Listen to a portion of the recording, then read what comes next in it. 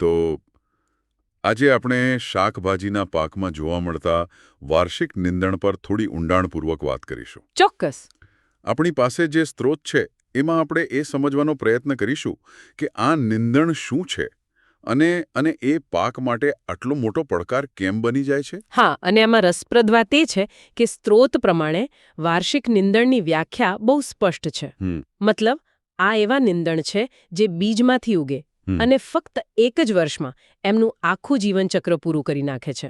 અહીંયા જ મને એક વાત બહુ વિરોધાભાસી લાગી. કઈ વાત? સ્ત્રોત કહે છે કે એમને કંટ્રોલ કરવા મતલબ કાઢવા સહેલા છે. હા, તુલનાત્મક રીતે. પણ સાથે એવું પણ કહે છે કે બહુ જ સ્થિર છે. તો આ કેવી રીતે શક્ય છે?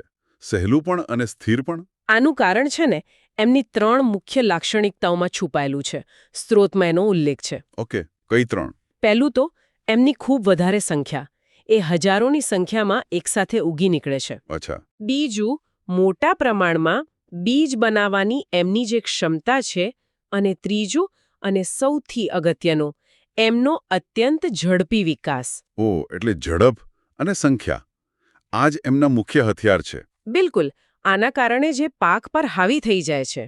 અને આની અસર શાકભાજીના પાક પર બહુ મોટી થતી હશે, ખરું ને? ખૂબ જ મોટી. સ્ત્રોતમાં એક શબ્દ વાપર્યો છે, ઊંચી પડતર. બારમાસિક નિંદણ કરતાં પણ વધારે. હા, ઊંચી પડતર. તો એનો ચોક્કસ અર્થ શું? શું એ વધારે નુકસાનકારક છે? જુઓ, પડતરનો અર્થ અહીંયા બહુપરિમાણીય છે. પહેલું નુકસાન તો સીધું ઉપજમાં ઘટાડો. બીજું, એમને નિયંત્રિત કરવાનો આર્થિક ખર્ચ. મજૂરી, દવાઓ, આ બધું. બરાબર. એ ખર્ચ પણ ગણાય. અને ત્રીજું, પાકની ગુણવત્તા પર અસર. એટલે આ બધા કારણોસર એમનો આર્થિક બોજ વધી જાય છે. વાહ, હવે આખો વિરોધાભાસ સમજાયો. મતલબ એક છોડને કાઢવો સહેલો છે. હા. પણ તમે એકને કાઢો ત્યાં સુધીમાં તો એ ભવિષ્યની આખી સેના માટે બીજ રોપી ચૂક્યો હોય છે. એકદમ સાચું. આ એક અનંત ચક્ર જેવું છે. તો આ બધી ચર્ચા પરથી મતલબ આપણે એવું સમજી શકીએ કે વાર્ષિક નિંદણનો સામનો કરવો એટલે ખાલી છોડને ઉખાડીને ફેંકી દેવાય એવું નથી. ના, જરાય નહીં. પણ એમની જે આખી રણનીતિ છે ઝડપથી પ્રજનન કરવાની, એને સમજવી પડે. બરાબર. આપણે એમના જીવનચક્રની રણનીતિ સામે લડી રહ્યા છીએ, કોઈ એક છોડ સામે નહીં. તો આ પડકારને સમજ્યા પછી આગળ શું વિચારી શકાય? જો આને આપણે થોડું મોટા ચિત્રમાં જોઈએ તો સ્ત્રોત એ પણ કહે છે કે આ બધા વાર્ષિક નિંદણને પણ અલગ અલગ સમૂહમાં વહેંચવામાં આવ્યા છે. ઓકે, જેવા કે? જેમ કે ઘાસ અને પોળા પાંદડાવાળા નિંદણ. અચ્છા. તો અહીં એક મોટો પ્રશ્ન એ ઊભો થાય છે કે ભલે બધાનું જીવનચક્ર 1 વર્ષનું હોય, તો શું અલગ અલગ પ્રકારના વાર્ષિક નિંદણ માટે અલગ અલગ નિયંત્રણ પદ્ધતિઓ જોઈએ? સાચી વાત છે. કારણ કે જે દવા ઘાસ પર કામ કરે એ બીજા પર ના પણ કરે. ચોક્કસ. બરાબર. ચાલો આ ચર્ચાને એક વિચાર સાથે પૂરી કરીએ. હા. આપણે એમના 1 વર્ષના જીવનચક્ર અને એમની ઝડપની વાત કરી. તો વિચારવા જેવું એ છે કે એ 1 વર્ષ દરમિયાન ખેતીની જે પદ્ધતિઓ બદલાય કે પછી વાતાવરણ બદલાય. જેમ કે સિંચાઈનો સમય કે જમીનની ખેડ. હા, બરાબર. એ બધું આ નિંદણની સફળતા કે નિષ્ફળતા પર કેવી અસર કરતું હશે? કદાચ એમની તાકાતને સમજવામાં જ એમની નબળાઈનો રસ્તો છુપાયેલો હોય. ઘણીવાર દેખાતો નથી, પણ દરેક ખેડૂતના ખેતરમાં છુપાયેલો હોય છે. હા, બિલકુલ. આપણે ઉનાળુ વાર્ષિક નિંદણની વાત કરી રહ્યા છીએ. અને આપણી પાસે જે સ્ત્રોત છે એ એમની આખી ગુપ્ત રણનીતિનો પર્દાફાશ કરે છે. અને એ ખરેખર એક રણનીતિ જ છે. મતલબ આ નિંદણ કોઈ ભૂલથી નથી ઉગી નીકળતા. એમની પાસે ટકી રહેવા અને ફેલાવવા માટે એક ચોક્કસ યોજના હોય છે. બરાબર. અને આજની આપણી ચર્ચાનો હેતુ એ જ યોજનાને સમજવાનો છે, જેથી એને તોડી શકાય. તો ચાલો આ રહસ્યને ઉકેલીએ. સ્ત્રોતની સૌથી પહેલી અને મહત્વની વાત એ છે કે આ બધું વસંતમાં શરૂ થાય છે. હા. પણ મને એક પ્રશ્ન થાય છે, શું બધા નિંદણ એક જ સમયે એકસાથે હુમલો કરે છે કે પછી એમાં પણ કોઈ ક્રમ હોય છે? એ ખૂબ સારો પ્રશ્ન છે. જુઓ, સ્ત્રોત મુજબ મોટાભાગના ઉનાળુ નિંદણ એ જમીનનું તાપમાન એક ચોક્કસ સ્તરે પહોંચે ને ત્યારે જ ફૂટી નીકળે છે. ઓ, અચ્છા. એટલે એમ કહી શકાય કે કેટલાક વહેલા આવે, કેટલાક થોડા મોડા, પણ એમની પાર્ટી તો વસંતમાં શરૂ થાય છે. અને પછી આખા ઉનાળામાં એ મોટા થાય. હા, અને ઉનાળાના અંતમાં હજારો બીજ પેદા કરીને એમનું જીવનચક્ર પૂરું કરે. એટલે કે છોડ પોતે તો જતો રહે, પણ આવતા વર્ષના આક્રમણ માટે મતલબ એક આખી સેના તૈયાર કરીને જાય. બરાબર. અને સ્ત્રોત કહે છે એમ આ બીજ આખા શિયાળા દરમિયાન જમીનમાં શાંતિથી પડ્યા રહે છે. નિષ્ક્રિય અવસ્થામાં. હા, અને એ નિષ્ક્રિયતા જ એમનું ગુપ્ત હથિયાર છે. આ તો ઉત્ક્રાંતિનો એક ઉત્તમ નમૂનો છે. જમીન પોતે જ આવતા વર્ષના હુમલા માટે એક સીડ બેંક એટલે કે બીજનો ભંડાર બની જાય છે. વાહ, એ બસ યોગ્ય સમયની રાહ જુએ છે. સાચી વાત છે. અને આ જ સમયચક્ર એમને આપણા ઉનાળુ પાકો માટે એક મોટો માથાનો દુખાવો બનાવે છે. સ્ત્રોત સીધો જ આપણા મનપસંદ પાકો જેમ કે ટમેટા, ભીંડા, મરી. અને કાકડી, હા, એ બધા પર આંગળી ચીંધે છે. કેમ? એવું કેમ? કારણ કે નીંદણ અને આ પાક બંને એક જ સમયે એક જ મેદાનમાં ઉતરે છે. તેઓ એક જ પ્રકારના પોષક તત્વો, પાણી અને સૂર્યપ્રકાશ માટે સ્પર્ધા કરવા વિકસિત થયા છે. ઓહ, એટલે આ કોઈ સંયોગ નથી. ના, આ પ્રકૃતિની એક સ્પર્ધા છે. તો સ્ત્રોતમાં આવા કેટલાક મુખ્ય ગુનેગારોના નામ પણ છે. મતલબ એવા કોઈ ખાસ નિંદણ જેમનાથી વધુ સાવચેત રહેવું પડે? ચોક્કસ. સ્ત્રોતમાં ઘણા નામ છે, પણ આપણે એક ઉદાહરણ લઈએ જેથિયમ, જેને આપણે સામાન્ય ભાષામાં ગાર્ડળિયું કહીએ છીએ. હા, સાંભળ્યું છે. આ માત્ર પાક સાથે પાણી અને પોષક તત્વો માટે સ્પર્ધા નથી કરતું, પણ એના જે કાંટાળા બીજ હોય છે હા. એ ઢોર-ઢાંખરના ઊનમાં ચોંટી જાય છે, જેનાથી એમને પણ નુકસાન થાય છે. એટલે આ એક બહુસ્તરીય સમસ્યા છે. એટલે કે આ બધી માહિતીને જોડીને જોઈએ તો એક રસપ્રદ ચિત્ર સામે આવે છે. આ કોઈ સામાન્ય લડાઈ નથી, ના, બિલકુલ નહીં. પણ એક એવી રમત છે જેમાં સમય જ બધું છે. આનો અર્થ એ થયો કે લડાઈ ફક્ત નિંદણ ઉખાડવાની નથી, પણ સમય સામેની છે. તમે મુદ્દાની વાત કરી. મને એક ખેડૂતની વાત યાદ આવે છે. એ કહેતા હતા કે ઉનાળામાં નીંદણ કાઢવું એ તો વહેતા નળ નીચે ડોલ ભરવા જેવું છે. ક્યારે ભરાય જ નહીં. વાહ, શું વાત છે! આ સ્ત્રોત એ જ સમજાવે છે. આપણે ડોલ ભરવા પર નહીં, પણ નળ બંધ કરવા પર ધ્યાન આપવું જોઈએ. બરાબર. જો તમે વસંત ઋતુમાં એક પગલું આગળ રહો તો તમે આખા ઉનાળાની મહેનત બચાવી શકો છો. આ જ્ઞાન ખેડૂતને પ્રતિક્રિયાશીલમાંથી સક્રિય બનાવે છે. આ તો આખી વિચારસરણી જ બદલી નાખે તેવી વાત છે. તો ચાલો, આ ચર્ચાના અંતે શ્રોતાઓ માટે એક વિચારવા જેવો પ્રશ્ન મૂકીએ. હા, જરૂર. આપણે સ્થાપિત કર્યું કે નિંદણ અને ઉનાળુ પાક એક જ સમયે અને એક જ જગ્યાએ ઉગે છે. તો આના પરથી એક મહત્વપૂર્ણ પ્રશ્ન ઊભો થાય છે. જો બંને એક જ સમયે એક જ સંસાધનો માટે સ્પર્ધા કરી રહ્યા હોય, પાણી, સૂર્યપ્રકાશ અને જમીનના પોષક તત્વો, તો આ સ્પર્ધાની સીધી અસર પાકની અંતિમ ઉપજ પર કેવી અને કેટલી થતી હશે? શું એક નિંદણનો છોડ પાકના વિકાસને ખરેખર અટકાવી શકે છે? આપણે બધા એવું જ માનીએ છીએ કે છોડને ઉગવા માટે ગરમી જોઈએ, સૂર્યપ્રકાશ જોઈએ, મતલબ વસંત જેવો માહોલ. બરાબર. પણ પ્રકૃતિમાં કેટલાક કહી શકાય કે બળવાખોર પણ હોય છે, જે નિયમોને અનુસરતા નથી. આજે આપણે એવા જ કેટલાક સ્માર્ટ છોડ એટલે કે શિયાળુ વાર્ષિક નિંદણ વિશે થોડી ઊંડાણપૂર્વક વાત કરીશું. ચોક્કસ. બહુ રસપ્રદ વિષય છે. આપણી પાસે જે સ્ત્રોત છે એ આ નિંદણની અનોખી જીવનશૈલી અને ખેતી પર એની શું અસર થાય છે એ સમજાવે છે. હા. આપણો હેતુ એ સમજવાનો છે કે આ છોડ કેવી રીતે ભીડથી અલગ ચાલીને સફળ થાય છે અને કેમ એ ખાસ કરીને ગાજર અને ડુંગળી જેવા પાક માટે એક મોટો પડકાર બની જાય છે. બિલકુલ. તો ચાલો આનું વિશ્લેષણ કરીએ. મને સૌથી પહેલી નવાઈ તો એ વાતની લાગે છે કે આ છોડ ઉગવા માટે ઠંડીની રાહ કેમ જુએ છે. આ વ્યૂહરચનામાં કોઈ જોખમ નથી? ધારો કે શિયાળો બહુ જ કઠોર નીકળ્યો તો? ના, એ જ તો આખી વાતનો સાર છે. આ જોખમ નથી, પણ એક ગજબની તરકીબ છે. અચ્છા. જુઓ, આ નીંદણને ખબર છે કે ઉનાળામાં અને વસંતમાં બીજા છોડ સાથે પાણી અને પોષક તત્વો માટે કેટલી ભયંકર સ્પર્ધા હોય છે. હા, એ છે. એટલે એક અલગ જ રમત રમે છે.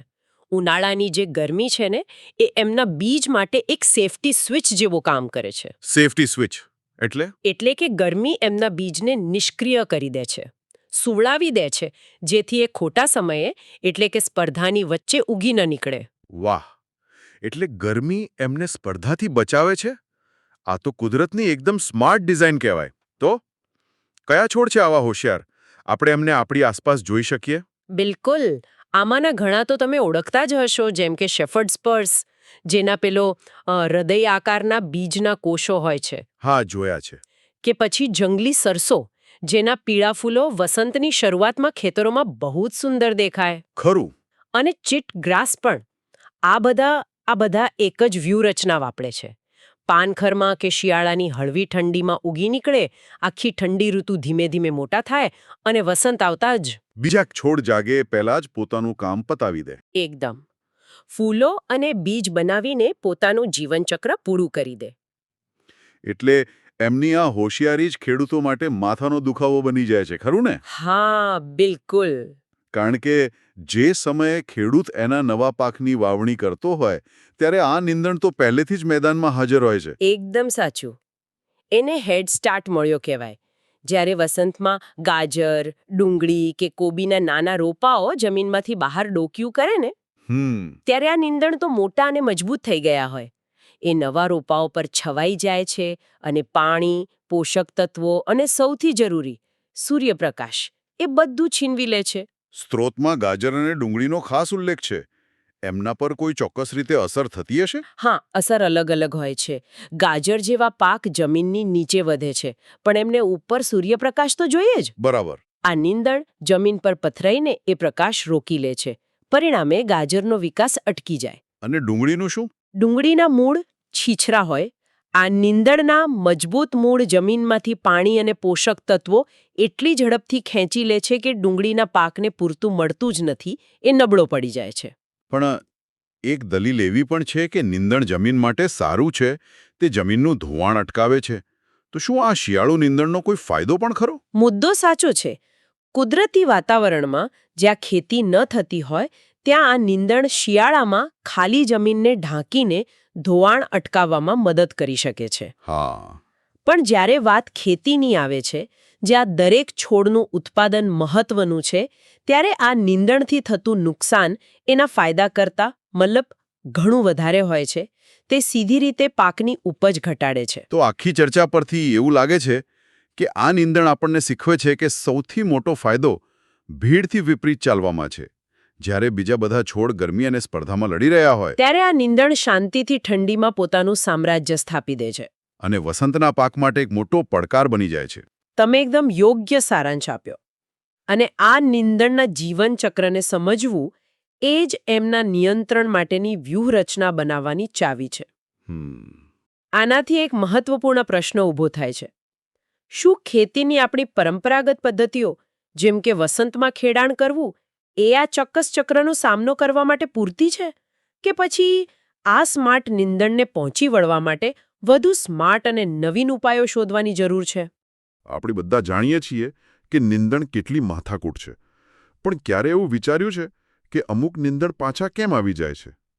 ગમે તેટલી વાર કાઢો એ ફરી ઉગી નીકળે છે. હા, અને એ સમજવા માટે આપણે એમને બે મુખ્ય ભાગમાં વહેંચવા પડે. બે ભાગમાં? હા, એક છે દ્વિવાર્ષિક નીંદણ, જે 2 વર્ષમાં પોતાનું કામ પતાવી દે. અને બીજો, જે વધુ ખતરનાક છે, એ છે બારમાસિક નીંદણ. એ તો વર્ષો સુધી ટકી રહે છે. રસપ્રદ. તો ચાલો પહેલા 2 વર્ષવાળા દુશ્મનથી શરૂ કરીએ. દ્વિવાર્ષિક. એની શું રણનીતિ હોય છે? દ્વિવાર્ષિક નીંદણ મતલબ કે બહુ ધીરજથી કામ લે છે. ધીરજથી? હા.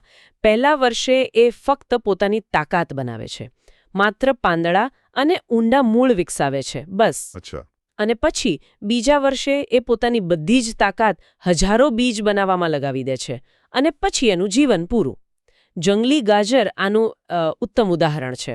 સમજાઈ ગયું. એટલે 2 વર્ષની ગેમ છે આખી. પણ મને લાગે છે કે ખરી મુશ્કેલી તો બારમાસિક નીંદણથી જ શરૂ થતી હશે. સ્ત્રોત પણ કહે છે કે 2 વર્ષથી વધુ જીવે છે, જે પોતે જ મોટી સમસ્યા છે, ખરું ને? બિલકુલ. અને અહીંથી જ વાત વધુ જટિલ બને છે. કેવી રીતે? કારણ કે આ બારમાસિક નીંદણ પણ પાછા 2 પ્રકારના હોય છે. એમાં પણ પ્રકાર? હા. પહેલા છે સરળ બારમાસિક. આ મુખ્યત્વે બીજથી જ ફેલાય છે, પણ એમની પાસે એક છુપી તાકાત છે. છુપી તાકાત? એમના મૂળ એટલા મજબૂત હોય છે કે જો તમે છોડને ઉપરથી કાપી પણ નાખો તો એ કપાયેલા મૂળના ટુકડામાંથી પણ નવો છોડ ઉગી શકે છે. એક મિનિટ. તમે એને સરળ કહો છો, પણ જો એનો એક ટુકડો પણ નવો છોડ બનાવી શકે, તો એમાં સરળ જેવું શું રહ્યું? આ તો બહુ જટિલ લાગે છે. તમારો મુદ્દો સાચો છે. સરળ શબ્દ કદાચ ભ્રામક છે. હા, એ બીજા પ્રકારની સરખામણીમાં સરળ છે. બસ પોકેવીડ જેવા છોડામાં આવે છે. પણ હવે વાત કરીએ અસલી ખેલાડીની. અચ્છા, બીજો પ્રકાર.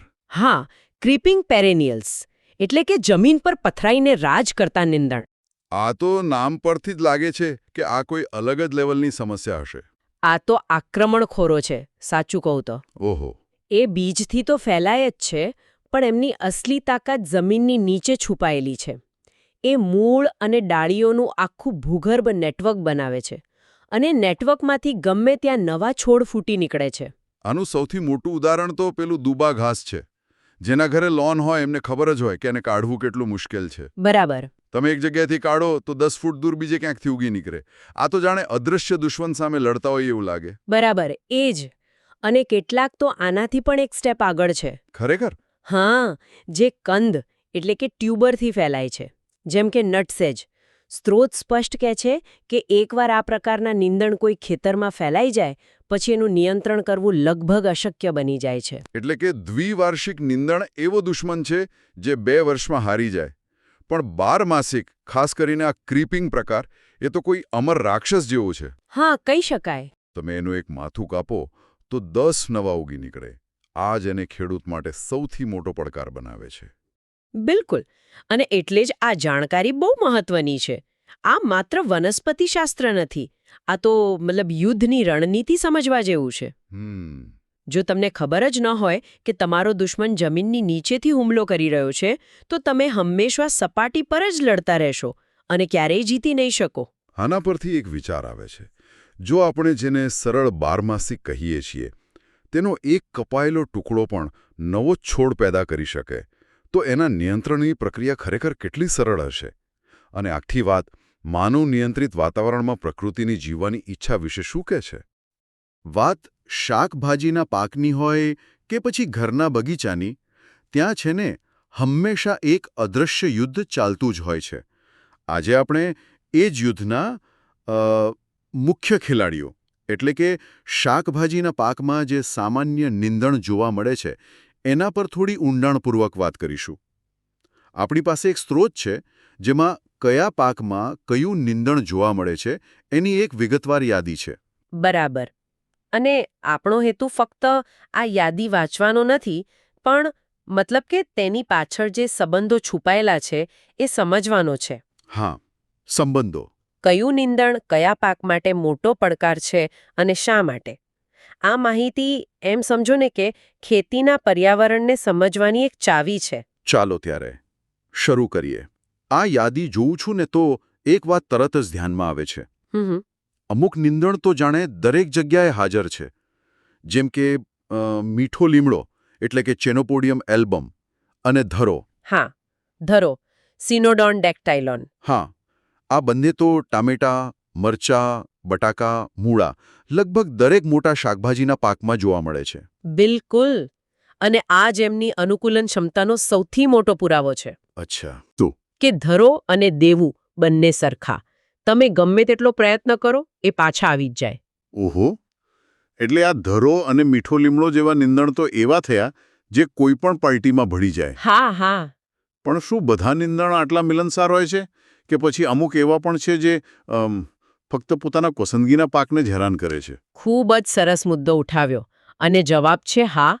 કેટલાક નિંદણ ખૂબ જ ચૂઝી હોય છે એમ કહી શકાય. આપણા સ્ત્રોત મુજબ હરણપગો એટલે કે કોન્વોલ્વલસ આર્વેન્સિસ. હા, હરણપગો. એ ફક્ત મૂળા અને શક્કરિયા સાથે જ નોંધાયેલ છે. આ બતાવે છે કે દરેક નિંદણની પોતાની એક ઇકોલોજીકલ જગ્યા હોય છે. આ તો ખરેખર નવાઈની વાત છે. એટલે કે નિંદણ પણ પસંદ નાપસંદ રાખે છે. બરાબર. અને આ યાદીમાં એક બીજું નામ છે સ્વર્ણક્ષીરી, આર્ગેમોન મેક્સિકાના, જેની સામે અમેરિકી વનસ્પતિ એવું લખેલું છે. આનો શું અર્થ થાય? આ એક ખૂબ જ મહત્વપૂર્ણ વિગત છે. તેનો અર્થ છે કે આ નિંદણ અહીંનું સ્થાનિક નથી, તે બહારથી આવેલું છે. ઓહ. આવા નિંદણને આપણે આક્રમક અથવા તો ઇન્વેઝિવ પ્રજાતિ કહી શકીએ. એટલે કે આ એક આયાતી દુશ્મન જેવું થયું, ખરું ને? હા.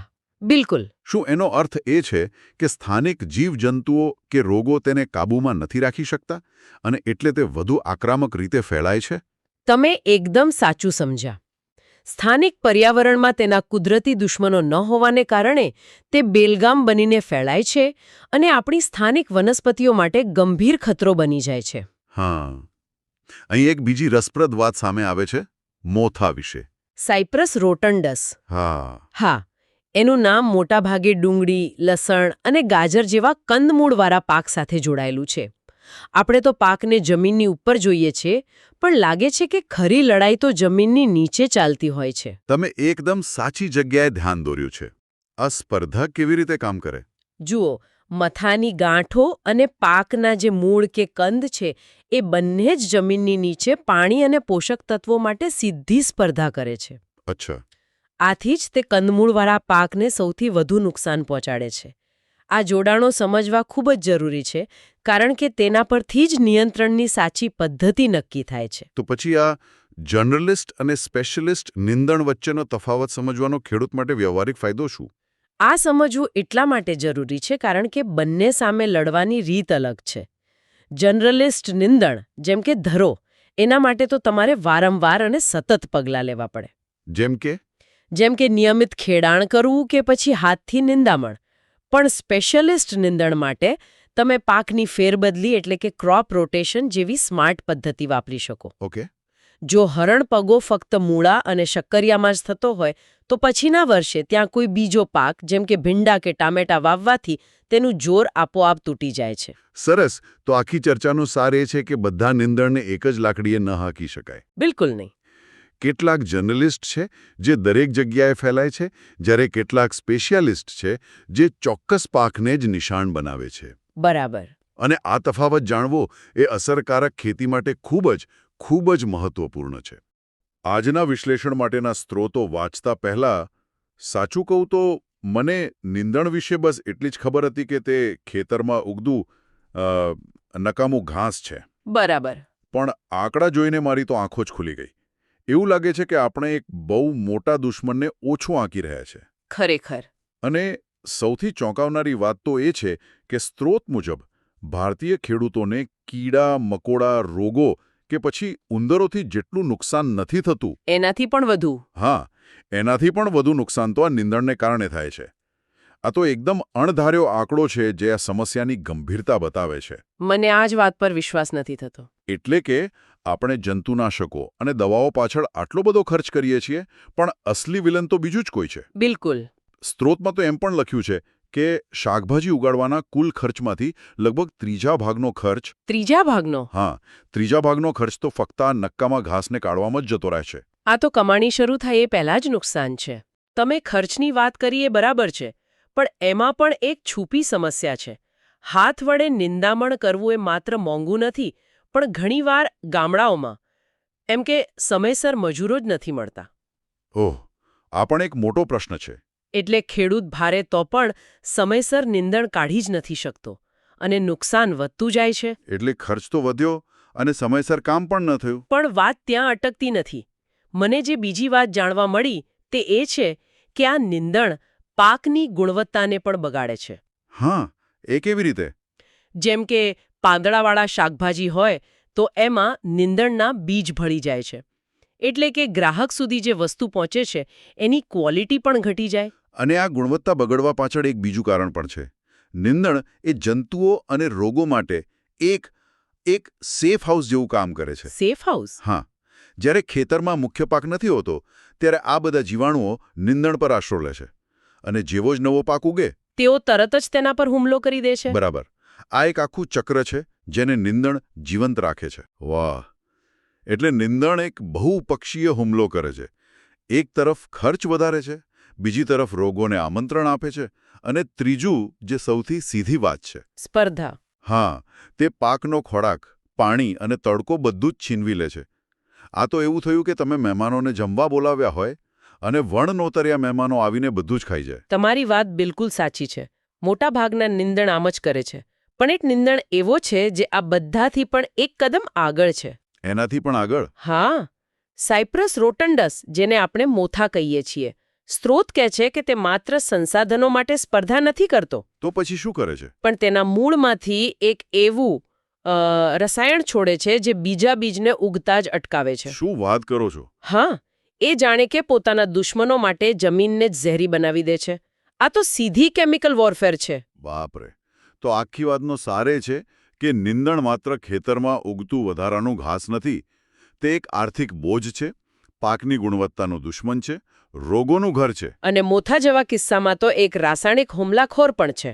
બરાબર. અને નિયંત્રિત કરવું એ માત્ર ખેતરને સાફ રાખવા માટે નહીં, પણ ખેતીને નફાકારક અને ટકાઉ બનાવવા માટે અત્યંત જરૂરી છે. અને આ જ વાત આપણને એક મોટા પ્રશ્ન પર લાવીને મૂકે છે. સ્ત્રોતો પાકના એવા નિર્ણાયક તબક્કાઓની વાત કરે છે જ્યારે નિંદણ સૌથી વધુ નુકસાન કરે છે. હા, એનો ઉલ્લેખ છે. તો આના પરથી વિચાર એ આવે છે કે શું આપણી લડાઈ ફક્ત નિંદણ દેખાયા પછી તેને ઉખાડી ફેંકવાની છે, કે પછી આપણે એટલા સ્માર્ટ બની શકીએ કે પાકની સૌથી નાજુક અવસ્થામાં તેને શરૂઆતથી જ રક્ષણ આપી શકીએ? શાકભાજીની ખેતીમાં નિંદણ નિયંત્રણ, પણ એમાં પણ ખાસ કરીને એના સમય વિશે. આપણી પાસે કેટલાક સ્ત્રોત છે જેમાં અલગ અલગ પાક માટે એક નિર્ણાયક સમયગાળાની યાદી છે. પણ આ યાદીના આંકડા છે ને એ થોડા ગૂંચવણ ભર્યા લાગે છે. હા, અને આ જે સમયની વાત છે ને એ બહુ જ મહત્વની છે. કારણ કે આ ખાલી આમ ઘાસ ફૂસ કાઢવાની વાત નથી. બરાબર. આ તો જુઓ, પાક અને નિંદણ વચ્ચેની એક સ્પર્ધા છે. પાણી માટે, સૂર્યપ્રકાશ માટે, પોષક તત્વો માટે. અને આ સ્પર્ધામાં જો સાચા સમયે પગલાં ન લેવાયા તો ઉપજ પર સીધી અસર થાય છે. એ જ તો. મને જે વાત સૌથી વધુ વિચારતી કરી ગઈ એ છે આ આંકડાઓનો તફાવત. જેમ કે કોબીજ છે, મૂળા છે, ભીંડા, એમના માટે તો વાવણી પછી ખાલી 2 થી 4 અઠવાડિયા બસ. હા, બહુ ટૂંકો ગાળો છે. પણ બીજી બાજુ ડુંગળી જુઓ, એના માટે 2 થી 9 અઠવાડિયા. આટલો મોટો ફરક કેમ? સારો સવાલ છે. અને પાક નિંદણ સ્પર્ધાનો સંવેદનશીલ તબક્કો કહેવાય છે. અને દરેક પાકનો આ તબક્કો મતલબ એની પ્રકૃતિ પર આધાર રાખે છે. પ્રકૃતિ? હા, જુઓ, કોબીજ જેવા પાક છે ને એ શરૂઆતથી જ બહુ આક્રમક હોય છે. એના પાન ઝડપથી ફેલાઈને જમીનને ઢાંકી દે છે, એટલે નિંદણને ઉગવાની જગ્યા જ નથી મળતી. ઓહ, એટલે એ પોતે જ એક કવચ બનાવી લે છે. બસ એ જ. પણ ડુંગળીનું કેવું છે? એની શરૂઆતની વૃદ્ધિ બહુ ધીમી હોય. એના પાન પાતળા અને સીધા ઊભા હોય. એ જમીન પર છાયો નથી કરી શકતા. એટલે નિંદણ માટે તો ખુલ્લું મેદાન? બિલકુલ. નિંદણને સ્પર્ધા કરવા માટે લાંબો સમય મળી જાય છે. એટલે જ એનો સંવેદનશીલ ગાળો 9 અઠવાડિયા સુધીનો લાંબો છે. વાહ, આ તો બહુ સીધી અને સરળ વાત છે. આનો અર્થ તો એ થયો કે જે ખેડૂત ડુંગળી વાવે છે અને જે કોબીજ વાવે છે, બંનેની મહેનત અને આયોજનમાં જમીન આસમાનનો ફરક રહેવાનો. ચોક્કસ. આ સમયગાળો જ તો ખેડૂતની આખી રણનીતિ નક્કી કરે છે. ક્યારે મજૂર રોકવા, ક્યારે નિંદામણ કરવું. અને જો એ શરૂઆતના અઠવાડિયા ચૂકી ગયા તો પછી મોડું થઈ ગયું. તમે પછી ગમે તેટલી મહેનત કરો, ઉપજમાં જે નુકસાન થવાનું હતું એ તો થઈ જ ગયું હોય. અચ્છા, પણ આમાં મને એક બીજી વાત દેખાઈ. જેમ કે ટામેટા રીંગણ, એમના માટે 2 થી 6 અઠવાડિયા છે અને મરચાં માટે 4 થી 6 અઠવાડિયા. આટલો નજીકનો સમયગાળો. તો આમાં શું ફરક છે? હા, એ પણ સમજવા જેવું છે. આમાં પાકની વૃદ્ધિની આદત, એટલે કે એ કેટલો ફેલાય છે, એ મહત્વનું છે. બીજું, રોપણીની પદ્ધતિ. ટામેટા રીંગણનું ધરું રોપાય ખબર છે ને? હા. એટલે એને નિંદણ કરતા એક શરૂઆતની સરસાઈ મળી જાય છે. બરાબર. અને મરચાનું? મરચાનો છોડ શરૂઆતમાં થોડો ધીમો હોય છે, એટલે એને થોડો વધુ સમય નિંદણ નડે છે. તમે લસણ અને ગાજરનું ઉદાહરણ જુઓ. બંને માટે 2 થી 8 અઠવાડિયા. હા, એ પણ છે. કારણ કે બંનેની શરૂઆત ધીમી છે અને બંને જમીનની અંદર થાય છે. એટલે નિંદણને એમની સાથે રેસ લગાવવાનો પૂરો મોકો મળે. તો આખી વાતનો સાર એ છે કે આ આંકડા માત્ર યાદ રાખવા માટે નથી. આ તો ખેતીની આખી રણનીતિ બનાવવાનો એક નકશો છે. ક્યારે સક્રિય રહેવું અને ક્યારે નિંદણ પર પૂરી તાકાતથી હુમલો કરવો. સાચી વાત છે. દરેક પાક માટે વાવણી પછીના પહેલા થોડા અઠવાડિયા એક યુદ્ધ ક્ષેત્ર જેવા છે. અને આ સમય રેખાને જે સમજી ગયું એ જ મહત્તમ ઉપજ મેળવી શકે. આ ચર્ચા પછી એક વાત તો સ્પષ્ટ થઈ કે નિંદણ નિયંત્રણ ક્યારે કરવું. પણ હવે મારા મનમાં એક બીજો અને કદાચ એનાથી પણ મોટો સવાલ ઊભો થાય છે કે આ નિર્ણાયક સમયગાળામાં નિયંત્રણ કેવી રીતે કરવું? શું હાથથી નિંદામણ કરવું એ જ શ્રેષ્ઠ ઉપાય છે કે પછી યાંત્રિક સાધનો વધુ સારા છે?